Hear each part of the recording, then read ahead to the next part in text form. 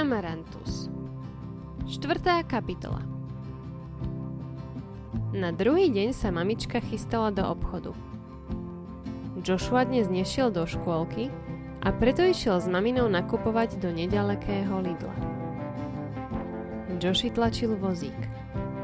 Je už totiž veľký a ťažký na to, aby si do ňoho sadol. Pomáhal mamičke nakladať zemiaky, cibulu, podal jej vrecko cukru a múky a našiel sám aj špagety. Je mamin veľký pomocník. Pri vykladaní tovaru na pás si mamička spomenula, že zabudla na mydlo. Joshua sa rozbehol, že jej ho prinesie, veď vedel, kde býva hygienický tovar. Keď prišiel k regálu, kde býva, zostal stáť ako prikovaný. Mydlo videl, ale bolo privysoko a ruky mal prikrátke. Jednoducho potreboval pomoc. Šepkal si. Sám to nedokážem. Potrebujem pomoc.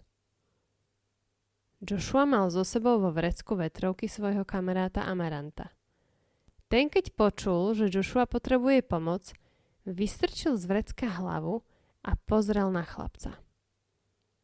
Ja ti pomôžem. Vyber ma von. Joshua to spravil a zvedavo sledoval, ako sa jeho malý kamarát šplhá po regáli nahor. Zadnou labkou posunul mydlo a to spadlo na zem hneď vedľa Joshuovej topánky. Natešený strčil dráčika i mydlo do vrecka. Ale to nemal robiť, lebo okolo neho práve prechádzala pani predavačka. Chytila Joshua za rukav. Chlapče, hneď vrať, čo si skryl! Joshua prelaknutý pozrel na cudziu tetu. Ja nič nemám, jachtal malý. Ukáž vrecko! Predavačka už nahnevaná strčila ruku do chlapcovho vrecka.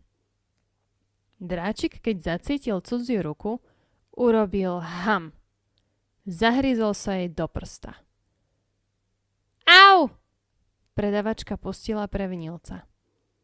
To využil Joshua a utekal k mamičke a vyložil mydlo na pult k ostatnému tovaru.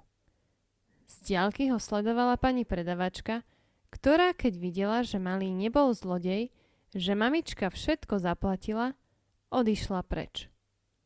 Musela si ošetriť prsty, do ktorých sa jej Amarantus zahryzol, keď bránil svojho kamaráta. Cestou domov Joshua povedal mamičke, čo sa stalo.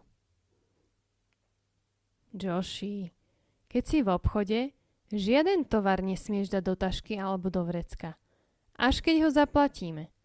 Lebo tá teta si myslela, že si to mydlo chceš skryť, aby si ho nemusel zaplatiť. Na to si musíš dať pozor.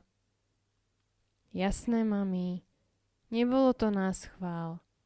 Dával som si dráčika do vrecka spolu s mydlom. Ale Amarantus mi pomohol, ináč by som na mydlo nedočiahol. A poďakoval si sa dráčikovi? Spýtovala sa mamička. Nie, zabudol som. Ani na to nikdy nezabudni. Poďakovať sa treba vždy. Joshua to ihneď napravil, poďakoval dráčikovi a spokojný, že všetko dobre dopadlo, kráčal s mamičkou domov.